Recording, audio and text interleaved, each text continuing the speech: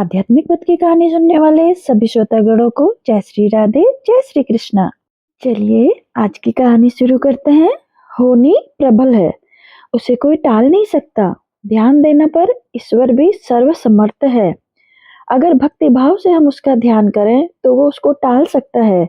हमारा विश्वास और हमारा धर्म दोनों ही हमारे सहायक होते हैं।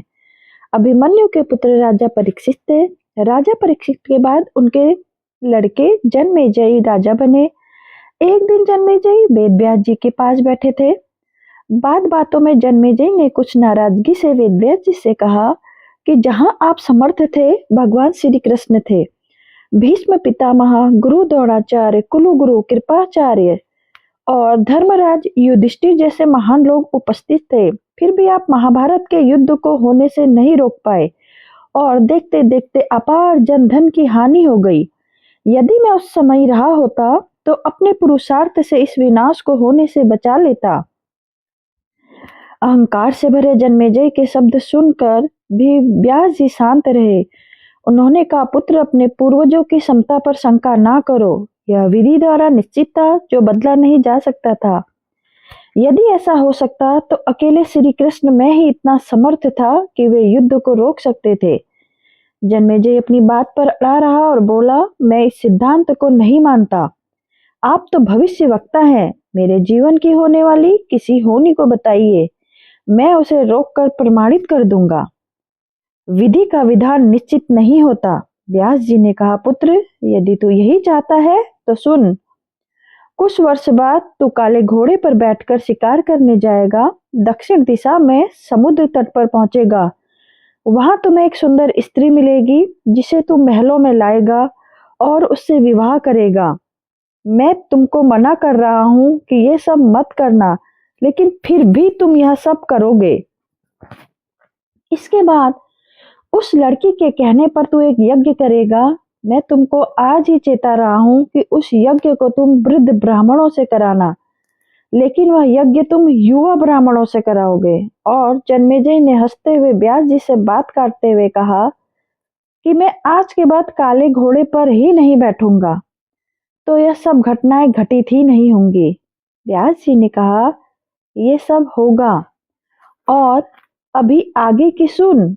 उस यज्ञ में एक ऐसी घटना घटित होगी कि तुम उस रानी के कहने पर उन युवा ब्राह्मणों को प्राण दंड दोगे, जिससे तुम्हें ब्रह्म हत्या का पाप लगेगा और तुम्हें कुष्ठ रोग होगा, और वही तेरी मृत्यु का कारण बनेगा। इस घटनाक्रम को रोक सको तो रोक लो। वेदव्यास जी की बात सुनकर जन्मेजय ने एहतियातवश शिकार पर जाना भी छोड़ दिया। परंतु जब होनी का समय आया तो उसे शिकार पर जाने की बलवती इच्छा हुई। उसने सोचा कि काला घोड़ा नहीं लूंगा, पर उस दिन उसे अस्तबल में काला घोड़ा ही मिला।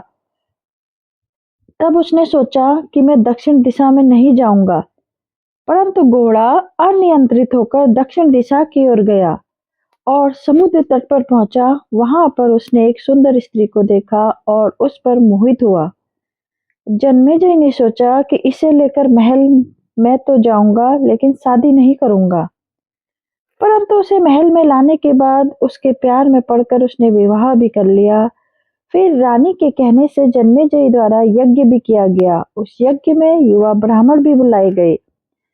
किसी बात पर युवा ब्राह्मण रानी पर हंसने लगे। रानी क्रोधित हो गई और रानी से कहने पर राजा जन्मेजय ने उन्हें प्राण दंड की सजा दी। फलस्वरूप उसे कोढ़ हो गया। अब जन्मेजय घबराया हुआ तुरंत व्यास जी को बुलवाया और उनसे जीवन बचाने के लिए प्रार्थना करने लगा।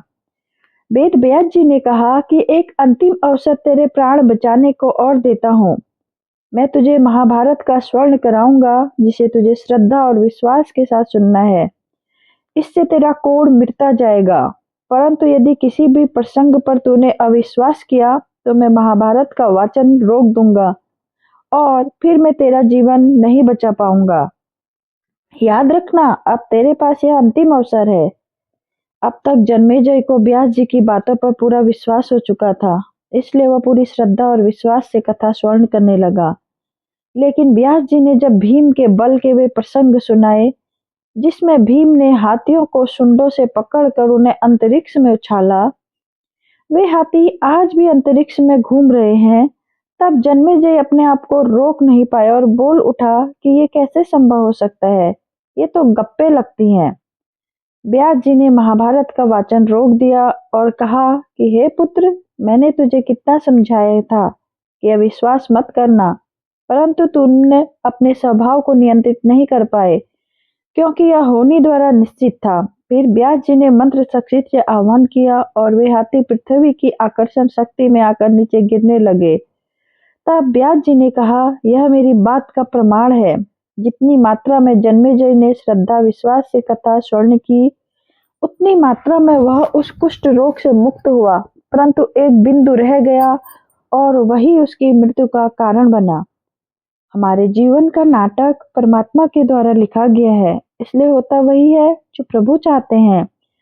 कर्म हमारे हाथ में है, लेकिन उसके फल विधि के हाथों में ही है। गीता के 11वें अध्याय के 33वें श्लोक में श्री कृष्ण अर्जुन कहते हैं कि उठ खड़ा हो और अपने कार्य द्वारा यश प्राप्त कर। यह सब तो मेरे द्वारा पहले ही मारे जा चुके हैं। तू तो निर्मित बना है। ईश्वर पर विश्वास रखें। होने को टाला नहीं जा सकता, लेकिन नेक कर्म और ईश्वर नाम जाप से मानव जीवन में सुधार अवश्य ही संभव है। जय श्री कृष्णा, जय श्री राधे। कहानी अगर आपको पसंद आए तो जय श्री राधे जरूर लिखिएगा।